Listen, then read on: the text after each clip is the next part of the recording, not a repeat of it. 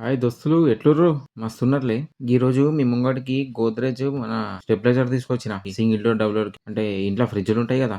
ఇంకా ఫ్రిడ్జ్లో మన 300 లీటర్ల వరకు వేసుకోవచ్చు. ఇది వేసుకోవచ్చు అంటే ఇంకేదో అనుకోకరి వేసుకోరంటే పెట్టుకోవచ్చు.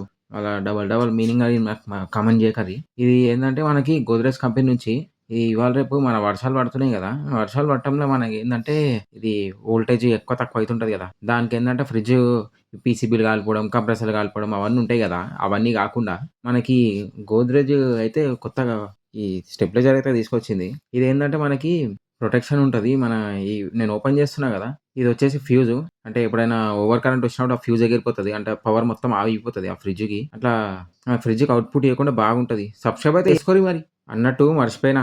ఇలా ఏందంటే మనకి వోల్టేజ్ తక్కువొచ్చిందనుకో, ఎక్కువ చేసి బూస్ట్ చేసి ఫ్రిడ్జ్‌కి పంపిస్తది. అదే ఎక్కువొచ్చిందనుకో, తక్కువ చేసి పంపిస్తది ఫ్రిడ్జ్‌కి. అంటే ఫ్రిడ్జ్‌కి ఏం గాదు మస్తుంటది.